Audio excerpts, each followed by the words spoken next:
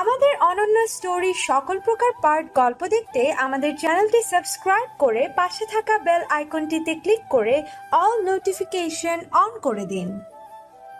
ওকে, এভাবে আর কতদিন বাঁচবেন আপনারা? ভয় পেতে পেতে ওর মানসিক অবস্থা কতটা করুণ তা যদি খাতা কলমে ধরে আপনাদের বোঝাতে পারতাম। এই ভয়ের দ্বারা ওর শরীরে যে বড় কোনো রোগ বাসা বাঁধছে না সেটাও সিওরিটি দিয়ে আমি বলতে পারছি না আজিম সাহেব। আমি আর ওর লাইফ রিস্ক নিতে পারছি না। আপনারা এর একটা ব্যবস্থা করুন। হয় ওর বিরুদ্ধে হওয়া এইসব ক্রাইম আটকান, অন্যথা ওকে এমন কোনো জায়গা পাঠিয়ে দিন যেখানে ও মানসিক শান্তি নিয়ে বাঁচতে পারে। আমার আর কিছু বলার নেই। এই যে প্রেসক্রিপশন, এখানে অল্প কিছু ঔষধ দেওয়া আছে, এতে ওর শারীরিক দুর্বলতা কেটে যাবে কয়েকদিনের মধ্যে। আজ বরং আসি, খেয়াল রাখবেন ওর প্রতি। আমার মেয়েটার জীবনটা এভাবে নরকে কাটবে, কখনো কি সুখের মুখ দেখবে না? কাঁদতে কাঁদতে চোখ মুছলেন নাজমা বেগম। সানিয়া মাকে জড়িয়ে ধরে সেও কাঁদছে। আজিম সাহেব বউয়ের পাশে বসলেন। তারও ভীষণ কষ্ট হচ্ছে হীরের এমন অবস্থায়, কিন্তু সে যে বউ আর মেয়ের মতো ঠোঁট ফুলিয়ে কাঁদতে পারছেন না, কারণ সেটা তার ব্যক্তিত্বের সাথে যায় না। একজন পুরুষ মানুষ কখনো এভাবে কাঁদতে পারেন না, সেই কঠিন নিয়মে পড়ে সেও পারছে না।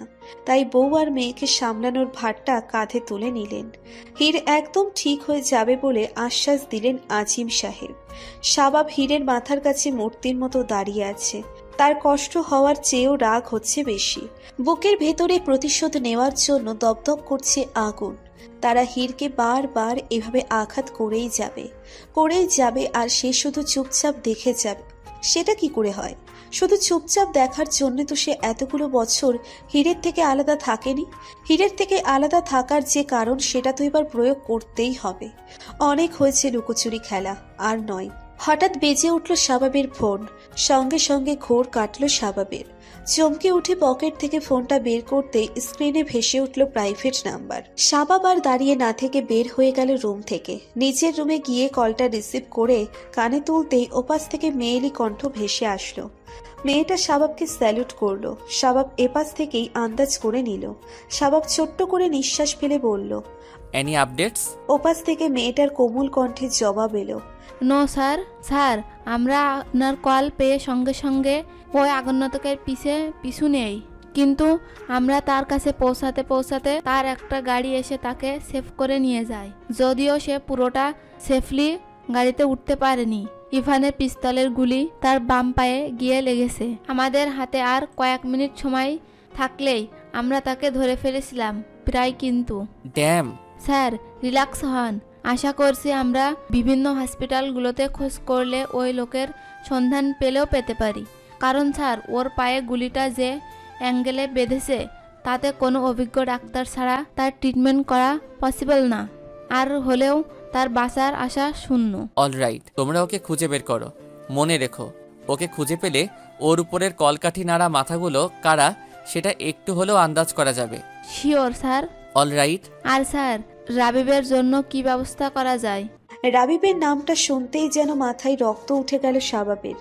রাবিবকে এই মুহূর্তে হাতের কাছে পেলে এসে নির্ঘাত শুট করে মেরে ফেলত। শুধু সানিয়ার দেবর বলেই তার জীবনটা হয়তো বাঁচিয়ে রাখা হবে, কিন্তু বাচ্চার মতো নয়। ওকে 3rd ডিগ্রি দাও। স্যার, সইতে পারবে তো?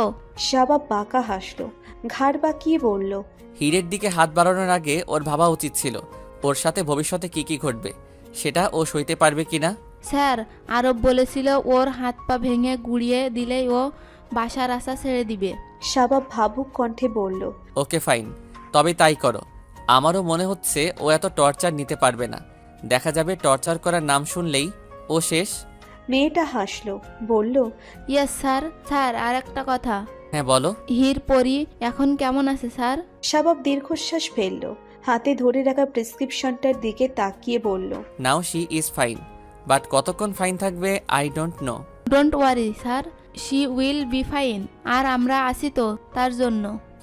শাবাব কলের লাইন কেটে দিয়ে ফোনটা পকেটে পুরে আবারও একবার দৃষ্টি রাখল প্রেসক্রিপশনটার উপর। তার ভেতরটাতেও ভয় কাজ করছে, না জানি আরও কি কি বিপদ মেয়েটার জন্য অপেক্ষা করছে। পরক্ষণেই মনে পড়ল প্রেসক্রিপশনটা ধরে ধরে দেখে লাভ নেই, এই ঔষধগুলো আনতে হবে হীরের জন্য। তাই আবারও ফোনটা বের করে কল করলো কারোর নাম্বারে। ঔষধের নামগুলো চটপট বলে 10 মিনিটের মধ্যে বাসায় পৌঁছে দিতে বলল। গাল ফুলিয়ে ডাইনিং টেবিলে বসে আছে হীর। একটু একটু রাগও হচ্ছে তার। বড়মার আদেশ আজও তার ভার্সিটি যাওয়া বন্ধ, কিন্তু পরপর 2 দিন অযথায় বিনা কারণে ভার্সিটি যাবে না, সেটা যেন হীর মেনে নিতে পারছে না। হীরের ধারণা বড়মা তার উপর অ্যাটাক হওয়া নিয়ে ভয় পাচ্ছে, কিন্তু অ্যাটাক তো আর তার উপর বাড়িতে বসেও হচ্ছে। তাহলে ভার্সিটি কি দোষ করলো? বরং এটা হতে পারে ভার্সিটিতে ঢুকলে সে অনেকটাই সেফ, কেননা ভার্সিটির অসংখ্য মানুষের ভিড়ে তার উপর অ্যাটাক হওয়াটা একটু তো কষ্টসাধ্যই। কি হলো, খাচ্ছ না কেন? নাজমা বেগম বকার সুরে কথাটা বলে উঠলেই কাঁদো কাঁদো মুখ করে ঠোঁট উল্টলো হীর। খাবারের থালাটা নিজের দিকে টেনে নিয়ে আর চোখে একবার তাকালো নাজমা বেগমের দিকে। নাজমা বেগমের মুখের ভঙ্গিমা কঠিন হয়ে আছে, যা দেখে আজিম সাহেবও কিছু বলতে পারছেন না। কিন্তু হীরের কাঁদো কাঁদো মুখটা দেখতেও যে কষ্ট হচ্ছে তার, তাই সাহস করে বউয়ের বিরুদ্ধে মুখ খুললেন তিনি। আহা, বকছো কেন মেয়েটাকে? তুমি চুপ করো, ও খেয়ে এখন নিজের রুমে গিয়ে রেস্ট করবে। আমি আর কোনো কথা শুনতে চাই না। বড়মার কথা শুনে হীর অসহায় মুখ করে সানিয়ার দিকে তাকালো। সানিয়া তাকে চোখের ইশারায় শান্ত হতে বলে মায়ের দিকে তাকিয়ে মৃদু স্বরে বলল, মা, হীর বলেছিল ওর আজকে একটা ইম্পর্টেন্ট ক্লাস আছে, সামনেই না ওর ফাইনাল, তাই কিছুদিন ইম্পর্টেন্ট ক্লাস চলবে।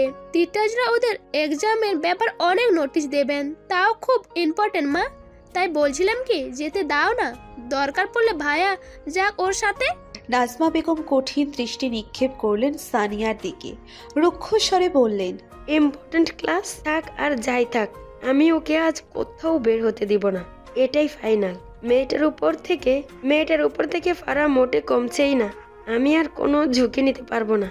হীর মাথা নিচু করে বসে রইল চুপচাপ। তার যে ঘরবন্দি হয়ে থাকতে মোটেই ভালো লাগছে না, কিন্তু বড়মাকে মানানো যে দুষ্কর, তবুও শেষ চেষ্টা একবার সে করবেই। হীর কাচুমাচু করে বড়মার দিকে তাকালো। নাজমা বেগম স্বামীর প্লেটে পরোটা দিচ্ছেন। আজিম সাহেব বউয়ের চোখের আড়ালে বারবার তাকাচ্ছে হীরের দিকে। বেচারিকে এই মুহূর্তে কোনো সাহায্য করতে পারছে না বলে সেও পড়ে গেল মহা ফ্যাসাদে। হীর আস্তে ধীরে উঠে নাজমা বেগমের পেছনে গিয়ে দাঁড়ালো। নাজমা বেগম পেছনে মুড়ে তাকাতেই হীর ঝাপটে ধরল তাকে। প্রথমে নাজমা বেগম আতকে উঠলেও পরক্ষণে আবার নিজেকে সামলে নিল। হীর বাচ্চা সুলভ কণ্ঠে বারবার করে বলে উঠতে লাগলো তাকে, বড়মা প্লিজ আজকের জন্য যেতে দাও, প্লিজ বড়মা, আমি কথা দিচ্ছি আমার নোটসগুলো কালেক্ট করে এক্সামের আগে আর যাব না ভার্সিটি, সব সময় তোমার চোখের সামনে বসে থাকবো, প্লিজ প্লিজ প্লিজ বড়মা, প্লিজ রাজি হয়ে যাও না, প্লিজ বড়মা। নাজমা বেগম ফোঁস করে নিঃশ্বাস ছাড়লেন। অসহায় মুখ করে স্বামীর দিকে তাকাতে সেও মাথা নেড়ে অনুমতি দিতে বললেন।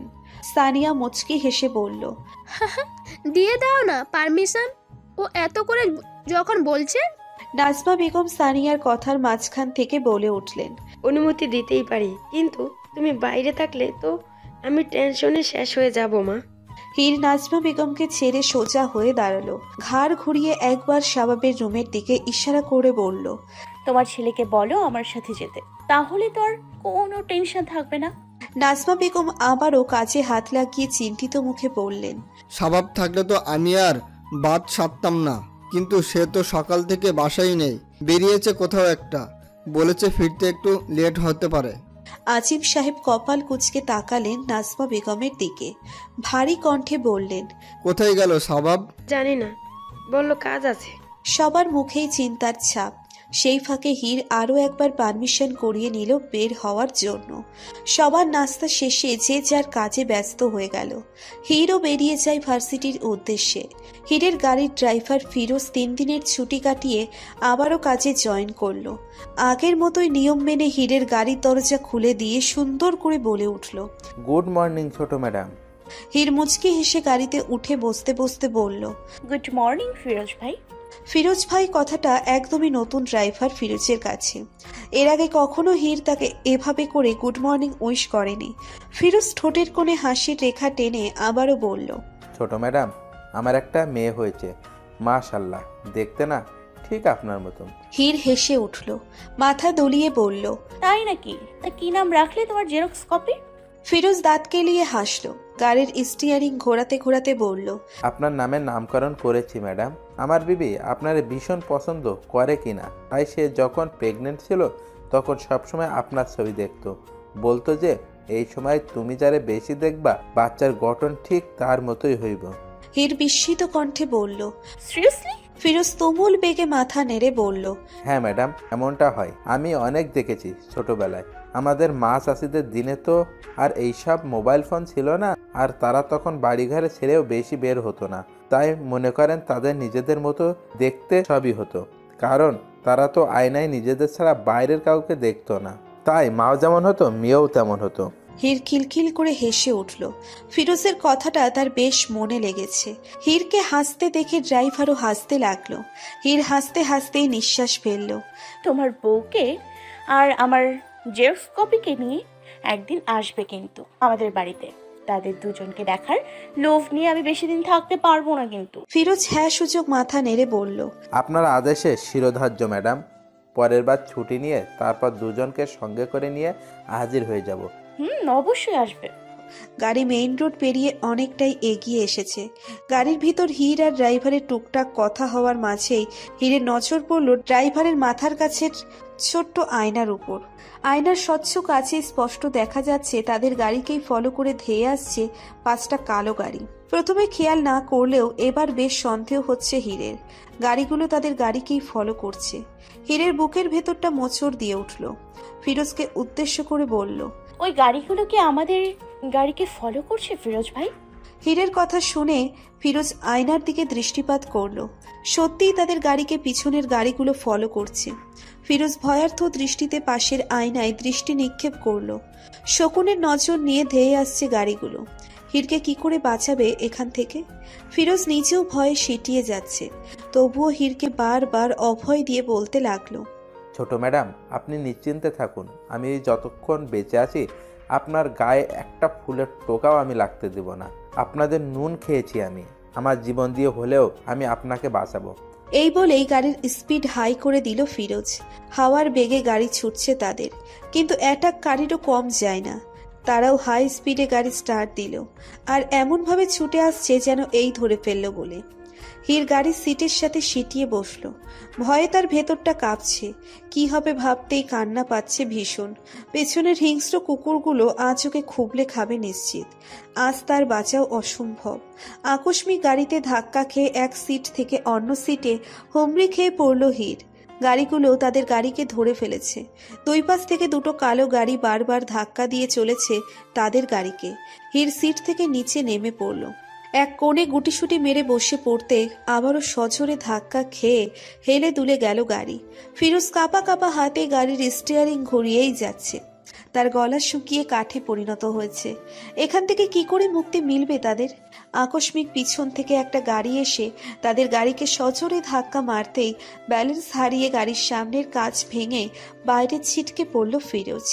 হীর নিচে বসেই গাড়ির সিটের সাথে লাগানো শক্ত রডের সাথে বাড়ি খেয়ে আবারও হুমড়ি খেয়ে পড়ে গেল নিচে। প্রচণ্ড ব্যথায় মাথা চেপে ধরে কুকিয়ে উঠল হীর। মাথায় হাত রাখতেই মনে হলো কপাল কেটে রক্ত ঝরছে। কাঁপা কাঁপা হাতটা চোখের সামনে তুলে ধরতেই রক্ত দেখে গা গুলিয়ে উঠল তার। এই মুহূর্তে স্বাভাবিক পারে তাকে উদ্ধার করতে। পাশে পড়ে থাকা ফোনটা দ্রুত উঠিয়ে অন করতেই দেখলো নিচে পড়ে গিয়ে ফোনটার ডিসপ্লে নষ্ট হয়ে গিয়েছে। রাগে দুঃখে ফুপিয়ে কেঁদে উঠল হীর। ফোনটা আবারও ছুঁড়ে মারল নিচে, আর অমনি মনে হলো কারোর হাতে হ্যাচকা টান খেয়ে বেরিয়ে এলো বাইরে।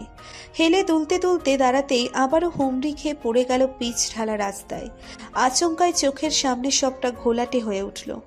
লোকটা তাকে টেনে হিঁচড়ে বের করতেই কেউ পেছন থেকে মাথায় বাড়ি বসিয়েছে। হয়তো মোটা কোনো রড ছিল। হীরের কানের মধ্যে তীক্ষ্ণ সব আওয়াজ ভেসে আসতে লাগলো। দুহাতে ভর দিয়ে উঠে দাঁড়ানোর শক্তিটুকু নেই তার। পাশ থেকেই কালো পোশাক পরিহিত এক লোক তার চুলের মুঠি ধরে টেনে দাঁড় করালো। হীর ব্যথায় ছটফট করছে কেবল।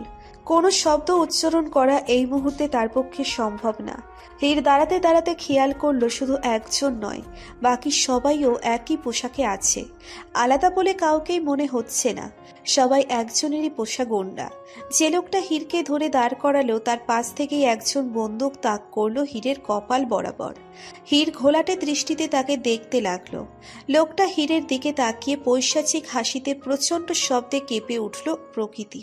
হীরের কপাল বন্দুকে তাক করে রাখা লোকটা হীরের সামনেই হুমড়ি খেয়ে পড়ে গেল, আর সঙ্গে সঙ্গে লোকটার বুক থেকে গলগল করে রক্ত ঝরতে লাগলো। আকস্মিক ঘটনায় বাকিরাও আতকে কেঁপে উঠল। হীর কিছুক্ষণের জন্য ভেবে নিয়েছিল গুলিটা তার কপাল ফুটে বেরিয়ে গিয়েছে, কিন্তু তেমন কিছুই ঘটেনি। গুলির বিকট আওয়াজে তার ভয় হলো না আজ। সে চমকেও ওঠেনি, বরং ফ্যালফ্যাল করে তাকিয়েছিল। লোকগুলো দ্রুত পিছনে তাকাতেই দেখল পরপর 6 জন দাঁড়িয়ে আছে। শুধু একজন বাদে বাকি সবার গায়ে ব্রিগেডিয়ার জেনারেল 3 স্টার জেপিজি এর ইউনিফর্ম। উপস্থিত প্রত্যেকের মনেই ভয়ের রেশ ঢুকলো। সবাই এক এক করে বন্দুক তাক করলো লোকগুলোর দিকে। লোকগুলো একজন আরেকজনের দিকে মুখ চাওয়াচাওয়ি করতে লাগলো। এখান থেকে পালাবে নাকি অর্ধেক কাজ সম্পূর্ণ করবে সেটাই বুঝে উঠতে পারছে না। হীরের সামনে থেকে লোকগুলো পাশে সরে দাঁড়াতেই হীর ঘোলাটে চোখে দেখতে পেল শাবাবকে। মৃত্যুর মুখে দাঁড়িয়েও সে এক গাল হাসল। এখন তার মরে যেতেও আপত্তি নেই, কারণ তাকে বাঁচাতে স্বয়ং সাদমান শাবাব উপস্থিত হয়েছে। হীরের চুলের মুঠি ধরে রাখা লোকটা হীরকে ধাক্কা মেরে দিল ভো দৌড়। সঙ্গে সঙ্গে তাদের পিছনে দৌড় লাগালো শাবাবের বাকি টিম মেম্বাররা। হীর ধাক্কা খেয়ে ছিটকে পড়ল পাশে। তাদের ভেঙে মুচড়ে যাওয়া গাড়িটার উপর পড়তেই আবারও আঘাত রাখলো মাথায়। পাশেই কাঁচ ভাঙাগুলো গড়িয়েছিল বলে শেষ রক্ষা আর হলো না। কাঁচ ভাঙাগুলো বিঁধে গেল মাথার ডান পাশটায়, যার দরুন আবারও গলগল করে রক্ত ঝরতে লাগলো হীরের মাথা থেকে। হীর গাড়িটাকে আঁকড়ে ধরতে পারল না। অসহ্য যন্ত্রণায় কুঁকড়ে গেল মেয়েটা। নিচে গড়িয়ে পড়ে রাস্তায় পড়তেই শাবাব এসে ধরল তাকে। হীরের অবস্থা দেখে নিজের মধ্যে নেই শাবাব। চোখে রক্ত উঠে টকবক করছে, হাত পা থরথর করে কাঁপছে, গলা শুকিয়ে মরুভূমিতে হয়ে উঠেছে। হীরের রক্তাক্ত শরীরটা দেখে গলা ফাটিয়ে চিৎকার করে উঠল শাবাব। দুহাতে হীরকে জড়িয়ে ধরে জীবনে এই প্রথমবার চোখের জল ফেলল সে। নিঃশ্বাস আটকে ধরে বারবার বলতে লাগলো হীরকে, তোমার কিচ্ছু হবে না হীর পাখি, তোমার কিচ্ছু হবে না। সামনে থেকে গোলাগুলির আওয়াজ ভেসে আসতেই চমকে উঠল শাবাব। মনে হলো এই মুহূর্তে হীরকে নিয়ে হসপিটালে না গেলে তাকে বাঁচানো সম্ভব নয়। দরদর করে ঘামছে শাবাব। অস্থিরতায় নিজেকে পাগল পাগল লাগছে তার। হীরকে পাজা কোলে করে তুলে নিতেই হেলে পড়ল সে নিজেও। তাকে পড়ে যেতে দেখে পেছন থেকে দৌড়ে এলো একটা মেয়ে আর একটা ছেলে। শাবাবকে ধরে সামনে অস্থিরতা দমিয়ে জিজ্ঞেস করলো, স্যার আপনি ঠিক আছেন তো? শাবাব ঘোলাটে ভরাট চোখে তাকালো। ছেলেটার হাত ধরে গাড়ির সামনেই অচেতন দেহটার দিকে ইশারা করে বলল,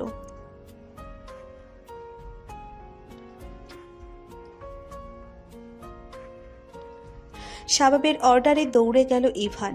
ফিরোজের কাছে গিয়ে হাঁটু মুড়ে বসে আগে ফিরোজের হার্টবিট চেক করলো, কিন্তু ফিরোজের হার্টবিট বারবার মিসিং হচ্ছে।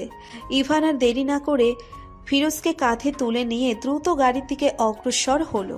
ফিরোজকে গাড়িতে উঠিয়ে দিতেই শাবাব বলল, কিরণ তুমি এখানেই থাকো আবিকার মাহিদির সাথে, আমাকে আপডেট জানাতে থাকো। আর ইভান তুমি আমার সাথে চলো। কিরণ গাড়ি থেকে নেমে দাঁড়িয়ে শাবাবকে স্যালুট করে বলল, ওকে স্যার। ইভান কিরণের জায়গায় উঠে বসে ফিরোজকে ধরল, আর শাবাব হীরকে আগলে ধরে বসলো।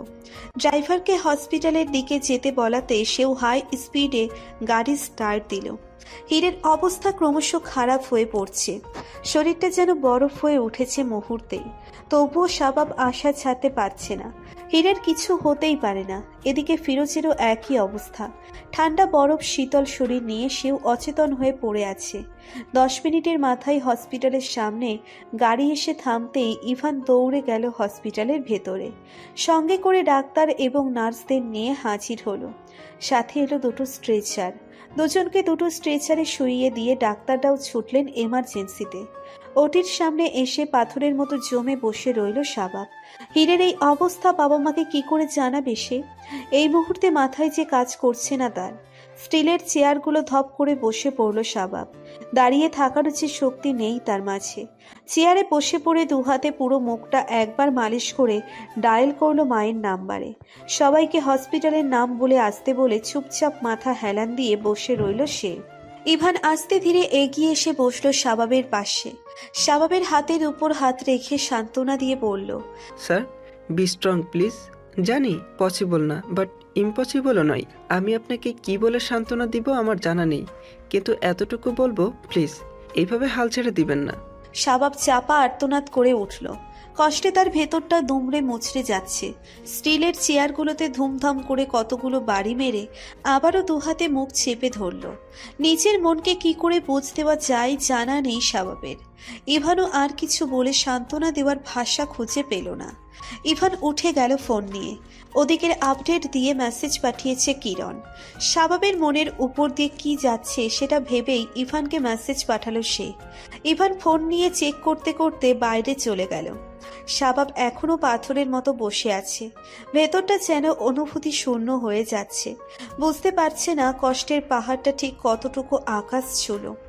অস্থিরতা আর বিস্ময় নিয়ে এক প্রকার দৌড়ে ঢুকে এলেন আজিম সাহেবরা। পুরো হসপিটাল ছানমান করে অবশেষে ওটির সামনে এসে খুঁজে পেলেন শাবাবকে। এভাবে শক্ত করে বসে থাকতে দেখে দ্রুত পায়ে এগিয়ে এলেন সবাই। নাজমা বেগম ছেলেকে ডাক দিতেই চমকে উঠল শাবাব। আশেপাশে মায়ের গলা খুঁজতেই একটু দূরেই আবিষ্কার করলো মাকে, তার পাশে বাবাকে আর তাদের পেছনে বোনকে। মাকে দেখতেই মনটা কেঁদে উঠল শাবাবের। দাঁড়িয়ে গিয়ে মায়ের কাছে ছুটে গিয়ে শক্ত করে জড়িয়ে ধরল। নাজমা বেগম অবাক কণ্ঠে বলে উঠলেন,